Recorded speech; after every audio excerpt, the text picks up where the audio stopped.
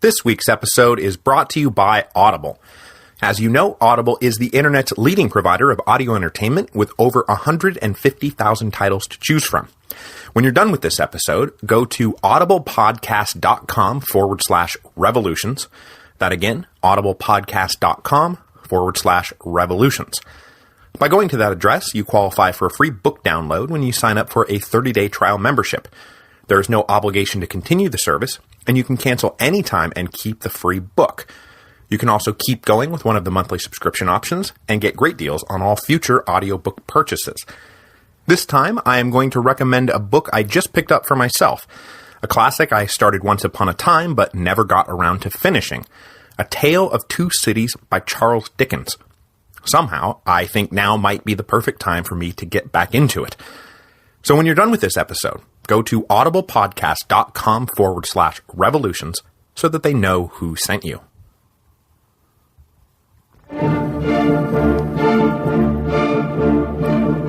Hello, and welcome to Revolutions.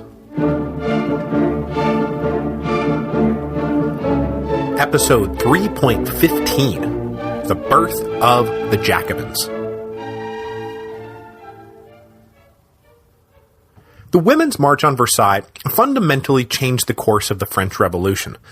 By dragging the king back to Paris, the political dynamic is about to shift dramatically.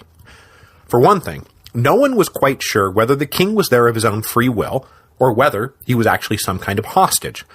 Was he a citizen king living closer to his people, or a divine monarch being held hostage by a blasphemous rabble? Everyone mostly tried to agree it was the former, but more than a few, including probably the king himself, knew that it was the latter. In time, this question of just how much free will the king had left would become a major point of contention. But for now, everyone attempted to entertain the fiction that they were all on the same page. But aside from the question of the king, the move to Paris also dramatically rearranged political alliances within the National Assembly. The very act of moving to Paris helped polarize the assembly even more than it had been, and led directly to the rise of organized political clubs who would wage the next series of battles over the meaning and direction of the revolution. And of course, that it was all now unfolding under the watchful eye of the radical Parisians, well, that would be a thing too. Over the winter of 1789-1790, there were two big issues on the table that helped fuel the new political polarization. What did it mean to be a citizen, and what are we going to do about the Catholic Church? Both questions had huge implications for the future of France, and both questions helped split the delegates and their supporters into warring camps. Now, the last thing I'll say before we get going today is that though these two issues were the main points of contention, the National Assembly dealt with a whole host of issues during the months after the move to Paris, and I'll sort of be plucking them out as needed in the episodes to come. So like, in March 1790, the National Assembly is going to fundamentally reorganize the administrative map of France, and though we will definitely talk about it, we're not going to talk about it today. So just to set the stage here a bit, remember that the king was hauled off to Paris on October the 6th, 1789. But it wasn't actually until October the 9th that the National Assembly voted to follow him to the capital. In the interim, they still had some business to attend to, including finally responding to a plea made by Jacques Necker the week before. At the end of September, Necker had come down to the assembly to remind the delegates that the country was still massively in debt and still running unsustainable deficits. Remember? That's why you were all called in the first place? Now, some of the debt pressure had come off simply by virtue of the National Assembly's very existence. Creditors liked the revenue possibilities of a government with a representative body a whole lot more than they liked one built on the failing despotism of the late Bourbon dynasty. But the estates had been called back in May, and it was now October, and very little had been done on the financial front. So Necker proposed to close the gap with a one-time patriotic contribution that would amount to 25% of a citizen's annual income. Now, this obviously caused a huge uproar, and charges that Necker was now trying to fleece the people to pay off his banker friends. But with no other clear solution to the problem, the National Assembly voted on October the 6th, that is, probably just a few hours after the king and 60,000 of his closest friends had left for Paris, to approve the patriotic contribution. But then they voted no mechanism for assessment or collection, and the patriotic contribution never really went anywhere. After this stark reminder about the financial health of the kingdom, though, some delegates started discussing an alternative to the patriotic contribution that would rest on the massive amounts of property owned by the Catholic Church. Ever since the night of August the 4th, the status of the French Catholic Church had been up in the air. Tithes had been abolished. They didn't look like they were coming back, so how are we going to pay the parish priests? And was it really fair for the church to control so much property independently of the nation, especially as the nation continues to face a financial crisis? To answer both these questions simultaneously, the Bishop of Utan, my good friend Talleyrand, took to the floor on October the 10th and proposed that some church property should be nationalized and that clergymen should become salaried employees of the state. Talleyrand reckoned that 2/3 of what the church owned could easily cover the expenses for all the church functionaries, while the other third could be used to shore up the nation's finances. Basically, Talleyrand was proposing to make the church a public institution and turn priests into bureaucrats running the Department of Morality. This obviously caused quite an uproar itself, and no less because it came straight from a bishop, although Talleyrand never was much of a bishop. He was just a rational, unsentimental statesman who believed that nationalizing the church would help make France stronger. But the pushback to this was stiff and immediate, led obviously by the clergy themselves. They had just seen their tithes stripped away without a second thought, and now the National Assembly planned to confiscate all their property to boot. They didn't care that Talleyrand promised that their state salaries would be more lucrative than the old tithes. This was a matter of religious principle, and also, frankly, civil principle. The Abbé Sieyès, himself a clergyman, and strongly radical in most things, stood up and said this absolutely violates the sacredness of property enshrined in the Declaration of the Rights of Man. So with this fairly massive proposal on the table, the delegates then put a hold on all business to make preparations for the move to Paris. And as I just said, the very fact of this move helped shift the dynamics of the debate. When the delegates had arrived in Versailles back in April and May, they had often settled into group lodgings to cut down on costs, and delegates inevitably lodged with their provincial colleagues. But the last few months of political drama had rendered those old provincial attachments obsolete. So when the delegates began to hunt for lodgings in Paris, they again sought out group accommodations, but this time they tended to go out looking with men who shared their ideological point of view and voting habits. So the radicals got together, and they tended to live together in the city center, close to the action, while the conservatives tend to come together to take up lodgings on the outskirts of the city, where they would be less likely to be, lynched.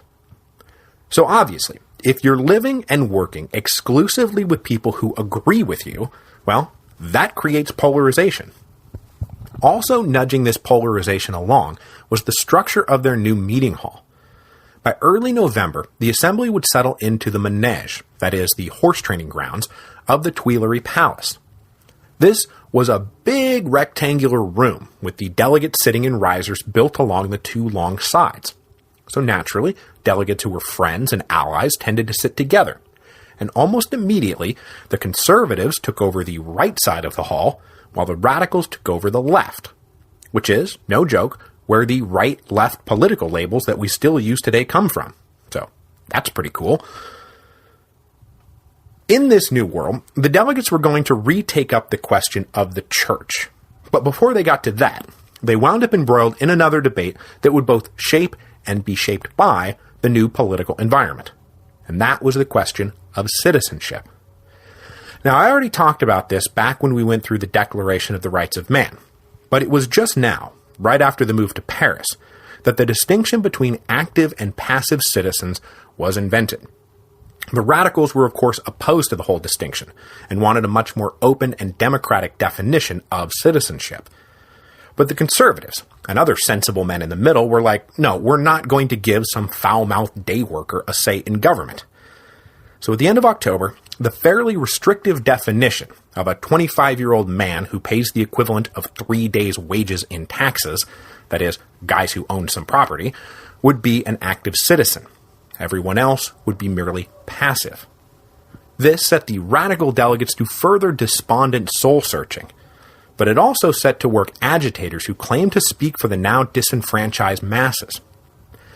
In the hyper-radical Paris section called the Cordeliers, self-declared spokesmen like Jean-Paul Marat, Camille Desmoulins, remember he was the guy who gave the fiery speech on the day the Bastille fell, and then Georges Danton, who we haven't even gotten to yet, but who was about to become a revolutionary giant.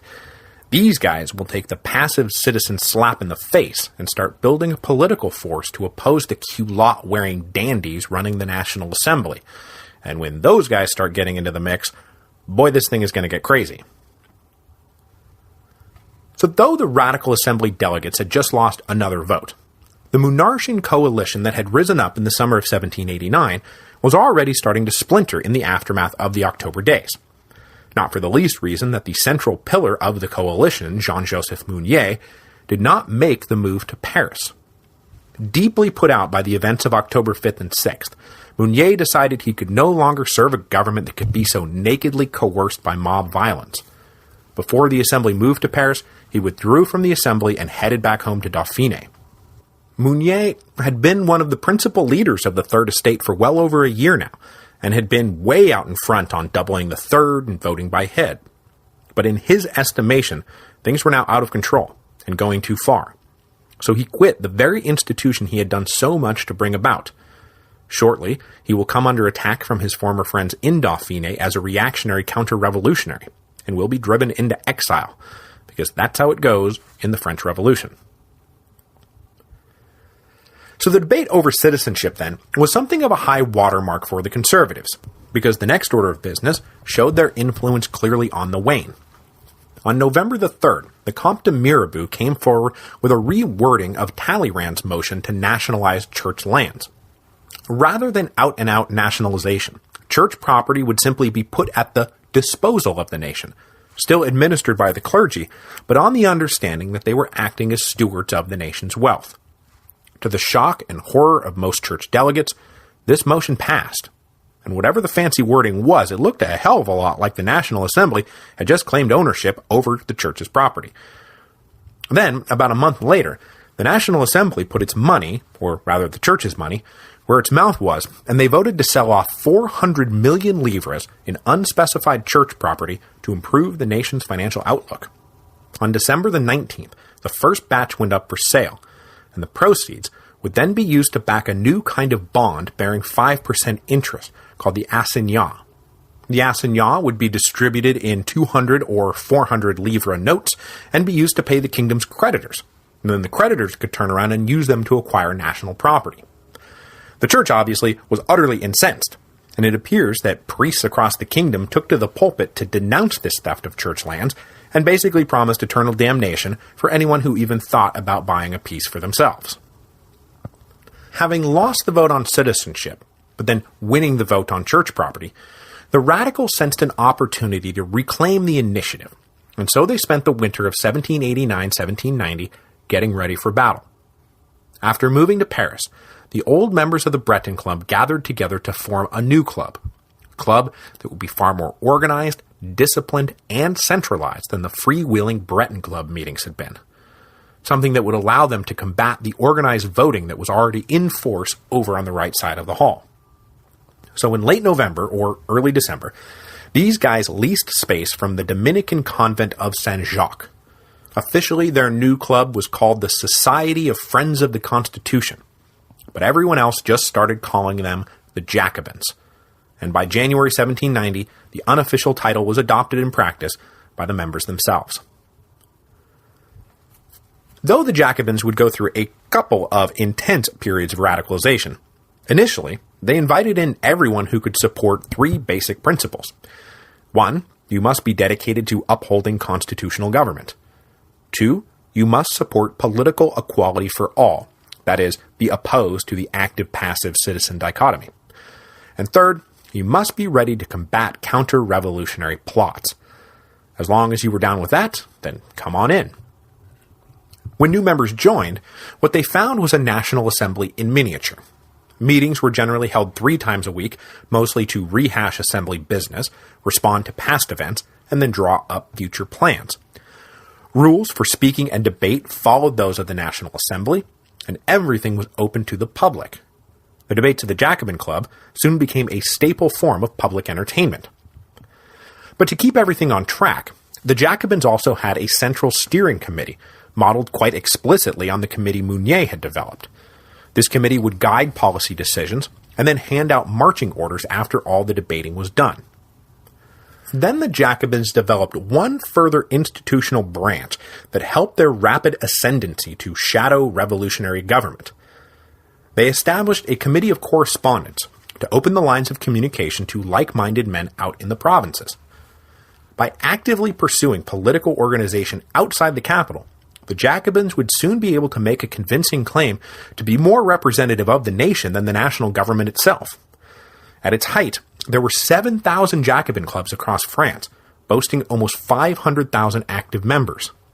No other political faction could even come close to putting together that strong of a party. Because the Jacobins are about to start driving events, it should come as no surprise that most of the major revolutionary figures will count themselves as members of the Jacobins at some point or another. We'll get to them all in turn, but there's one guy that we should peel off and talk about right now. I was thinking that I would wait to introduce him, but since he and the Jacobins are so inextricably linked, we might as well just cover it now. And I'm talking, of course, about Maximilien Robespierre. Maximilien Robespierre was born in 1758 in Arras, a city in North France near the border with the Austrian Netherlands, that is, Belgium. Both his grandfather and father had been lawyers in Arras, but after Robespierre's mother died, his father went out on some kind of world tour and only rarely came home, so Robespierre himself was raised mostly by his grandparents. He was a bright kid, and after catching the attention of the Bishop of Arras, he received a scholarship to attend the Lycée Louis le Grand, where, as I already noted, he was a classmate of Camille Desmoulins. But the two did not really travel in the same social circle. And in truth, it seemed like Robespierre didn't really travel in any social circle at all. He earned a reputation as a hyper-serious student with a passion for classical Roman virtue and Enlightenment philosophy. He graduated the Lycée in 1781 and returned to Arras to take up a career as a provincial lawyer. Over the next few years, he made a local name for himself, often representing poor plaintiffs just because of the principles at stake. He also earned himself an election to the local academy, one of those prestigious intellectual clubs that dotted the landscape of Enlightenment-era France. So still only in his late 20s, Robespierre was now well established. He had written a few prize-winning essays, and was basically on his way to becoming a pillar of the local community. Nothing more, but certainly nothing less. But when the pre-revolution came, and the convening of the Estates General seemed more and more inevitable, Robespierre wanted in. Like everyone else, he wrote an essay calling for new electoral procedures, the doubling of the Third's representatives, and then voting by head. When the Estates General did get called, he stood for election and barely squeaked his way in, more prominent and more conservative men grabbing up most of the vote. But once he arrived in Versailles, Robespierre immediately found himself becoming a leader of the radicals and a frequent speaker. Carrying around in his head a mix of Rousseau and Montesquieu and classical philosophy, Robespierre stressed the goodness of the average Frenchman and called for an end to any institution that tended to threaten that fundamental virtue. He was opposed to the division between active and passive citizens, believing that the more representative the government, the better it must be. All of this meant that Robespierre had been one of those delegates put out by the conservative tilt of the National Assembly.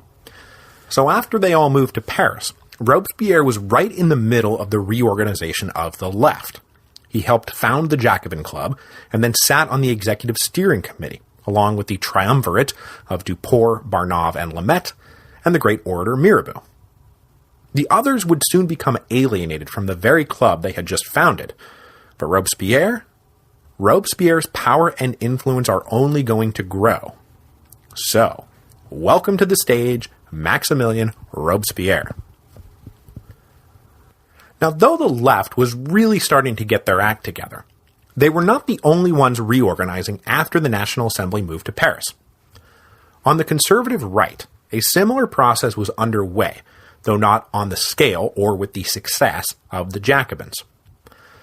The first thing to note is that as a result of this reorganization, the right will become even more conservative than it had been before. If you'll recall, when Mounier had organized the Monarchian coalition, the moderate conservatives were the drivers, and the arch-conservative aristocrats were basically the junior partners, supporting Mounier on a lesser of two evils basis. But after the jump to Paris and the resignation of Mounier, these roles reversed. Mounier's old allies tried to organize a new coalition of sensible moderate men called the Impartials, but they had trouble recruiting. Their basic position was that the revolution as such was now over. The country needed a strong king and a strong Catholic Church to consolidate what had just happened.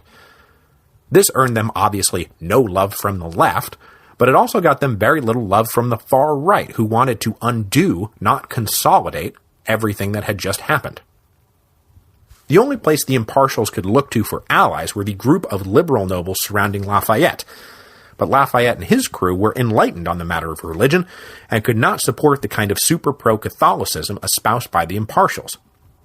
So though the Impartials went through the motions of setting up an independent political club and publishing newspapers, they never had more than about 70 members, and of those, only about 20 were really into it. The vacuum left by the receding power of the center-right was thus filled by a far more conservative group, who was shadowy then and remains shadowy now. Dubbed the Augustinians because they initially held their meetings in a convent of the Grands Augustins, this far-right group had a core of about 200 members, the old disaffected nobles who never wanted to break up the three estates in the first place, joined now by clergymen shocked by the anti-clerical turns the National Assembly had been taking of late. Unfortunately for future historians, the Augustinians weren't interested in printing manifestos or publishing minutes of their meetings, preferring instead the kind of secrecy that only bred paranoid fears about counter-revolutionary plots, or, frankly, not so paranoid fears about counter-revolutionary plots. But we do have references to a small group of commissioners who steered the club's business and plotted parliamentary strategy. We also know that the club meeting house in central Paris was soon the object of scorn for local Parisians in the neighborhood who didn't like these aristocrats plotting the downfall of the revolution in their own backyard. So though the Augustinians retained their name, they were forced to move, and then move a few more times, before simply using members' own homes for their meetings. Now, one of the reasons I say that some fears about counter-revolutionary plots were not paranoid was that just before Christmas, the Marquis de Favras, a retired army colonel, was accused of some fantastic treachery. The Paris press uncovered a plot allegedly masterminded by the Comte de Provence to rescue the royal family and rush them out of the country to safety. Lafayette, Bailly, and Jacques Necker were all allegedly slated for assassination, and then Paris would be surrounded by troops loyal to the Comte de Provence. The Marquis de Favras was accused of being the point man for this insidious operation, and so the Marquis de Favras was arrested on December the 24th, 1789. Whereupon the Comte de Provence came down to the Paris Commune to assure them that he knew nothing about nothing. Favras was then put on a lengthy trial lasting almost 2 months, where scanty evidence and refusal of witnesses to testify led to major doubts about his guilt. But in late January, an attempt to spring him from jail was foiled by Lafayette, and doubts about Favras' guilt disappeared. On February the 18th, he was sentenced to hang, and the next day he went to the gallows, which the Parisians simply loved because no special privileges about the mode or place of execution was extended to the condemned Marquis. He would hang in public like a commoner. And so, on February the 19th, that's exactly what happened. Fears about these kinds of plots, many of which were real, but many more of which were figments of the imagination, are about to play a major part in turning the revolutionaries down the bloody road to the Reign of Terror. Just as the trial of Favras was reaching its conclusion, the National Assembly continued on with its business. On February the 4th, they welcomed into the hall their citizen King Louis, who came dressed in plain black clothes. He promised to uphold the Constitution, and was greeted by rapturous applause. Then, the delegates took another bold step against the Catholic Church. Led by the Jacobin delegates, now ready to start flexing their political muscle, the Assembly voted on February the 13th to simply stop recognizing monastic vows. So every monk and nun in France was no longer under any obligation to remain at their posts. The hope was that this vote would both free those who had become virtual prisoners of the convents, and then also it would clear out the freeloaders who were happy to remain lazy parasites feeding off the nation. It went without saying that the property of the religious orders would become a major part of that 400 million livres the National Assembly had already laid claim to, and this was a factor in helping moderates justify their vote to suppress the religious orders. Real church land wouldn't be auctioned off, just those of the parasitic monasteries. But then on March the 6th, Jacques Necker came down with yet another bleak financial report which forced everyone to start making hard choices. Do we really start auctioning off all church property, or do we back off these sacrilegious plans and find a different way out of the financial hole? On April the 9th, the debate began in earnest when two Assembly subcommittees both published reports calling for a decision on just how much church property was available for the nation to use. The key question now was, were they going to keep futzing around with semantics, or was the church going to be nationalized? A corollary to this was how to start treating the assignats, which had already been issued and were now being informally treated as a form of currency. Should their status as currency be officially recognized? And if so, then we'd better make sure they're backed by something substantial. The Jacobin delegates argued then for full nationalization, but for more reasons than just economics. Yes, there was a financial crisis, but even more than that, the First Estate needs to be demolished if the nation is going to come together as one. Allowing them to run their own little private empire over there is just not going to work anymore. Others chimed in to say that nationalization might actually be beneficial to the church, because it would presumably shed fatal light on corrupt aristocrats stealing from the church's coffers. And then others said that this was actually a really good way to secure the future of the revolution, because anyone who buys church lands will have a vested interest in the revolution's success. On the other side, the Augustinian conservatives came back and said, this is crazy. Property is sacred, especially church property. Plus, if you just flood the market with the auction property, it isn't going to be worth nearly what we're going to be giving up.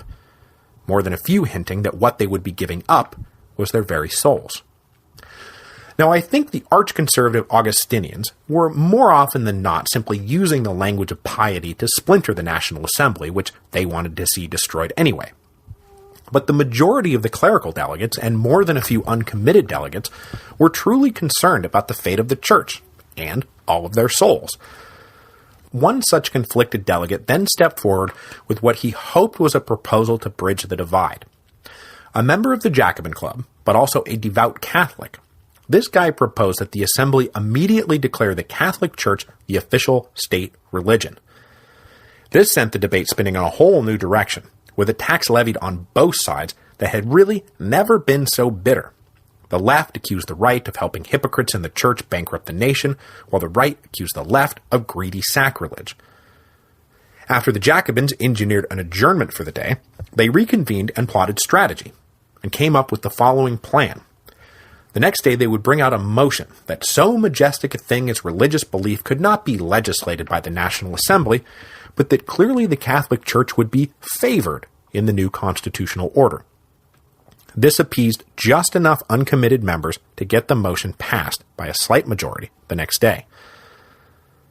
In response, the conservative delegates started resigning and boycotting the National Assembly in protest. On April the 19th, 292 signed a petition against what the National Assembly had just done, sending copies across France to stir up resentment. Anti-clericalism played well on the streets of Paris, but not out in the rural provinces, as we will see in a major way once the revolution really gets radicalized a few more episodes down the road. But with all the conservatives now out of the room, the left simply passed the decrees nationalizing church lands and recognizing the assignat as a form of currency by huge majorities. Then they started opening up letters coming in from the provinces supporting what they had just done. These letters took everyone by surprise. and would egg the delegates on to further attempts to force the church into a subservient position in the new constitutional order. That these letters were likely the work of the Jacobins' Correspondence Committee was of course neither here nor there, nor did it give anyone a false impression about what the people of France did and did not want. So, the suppression of the religious orders, coupled with the abolition of tithes, the nationalization of church lands, this can all be taken as a modern spin on the old medieval tug-of-war between the church and the king, but it was now being recast as a tug-of-war between the church and the nation. Who ultimately served who? Next week, the nation will make its most audacious play for supremacy in this new modern tug-of-war, and it will be a play that will backfire mightily. Just as everyone was getting ready to celebrate the first anniversary of the fall of the Bastille and the unity of the French nation, the National Assembly would unveil the civil constitution of the clergy, which as much as anything helped destroy the unity of the French nation.